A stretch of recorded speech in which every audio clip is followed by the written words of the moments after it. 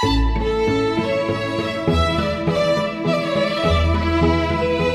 hi guys, here we are with Bu Monik. Yay!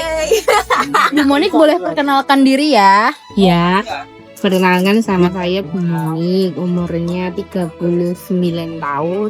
Aslinya sih Wonogiri, tapi sama tinggal di Solo 15 tahun.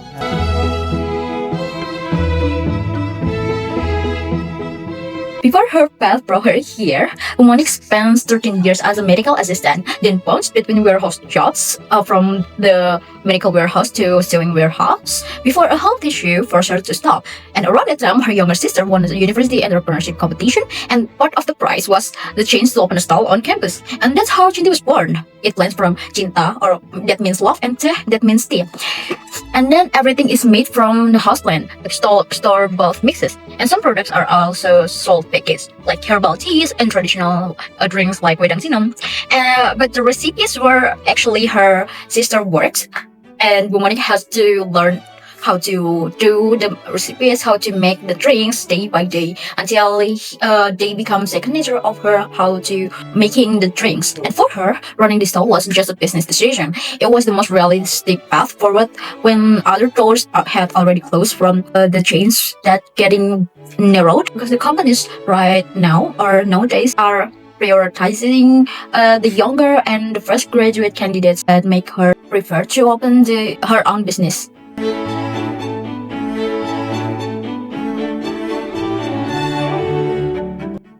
Okay, so you guys here with me. I am Aisya, and I will tell you a story about Bu Monik's relationship with the students. So yeah, before this interview, I thought a canteen worker mainly sold food and also drinks.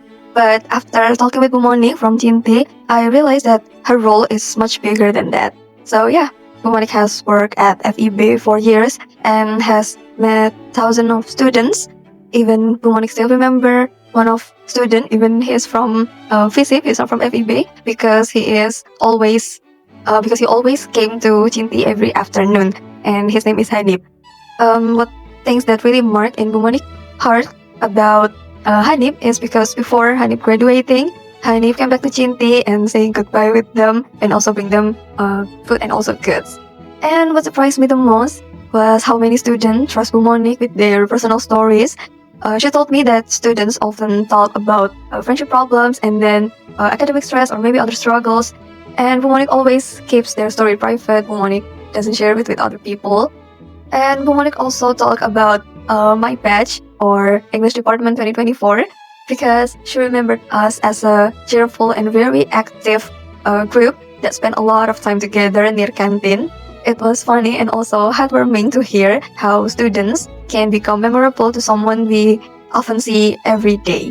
And then after this interview, I realized that places like Cintea are not only about food, but they are also about people and then connection and also memories.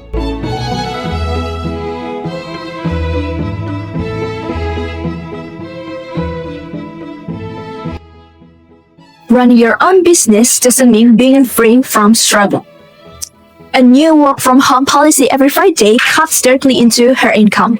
Rising market prices squeeze her margins. The 2 million rupiah daily target she once counted on is no longer a guarantee. But in the middle of all of it, she never stood alone. There's Ibu Betty, who handles the food station, and 3 students she trusts completely. People that she knows, if she ever has to step away, will hold everything together.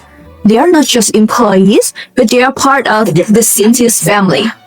And when we asked her about what she's most proud of, she said, the loyal ones know what makes Cintea different from others, because you can fake that. And then to every student who spits by her corner, without ever really knowing her, Bu Monik leaves us one message: to include God in everything you do. Take your study seriously, build your foundation, and don't rush, because the right person will find you. And that's it from the woman who already knows your order before you even open your mouth.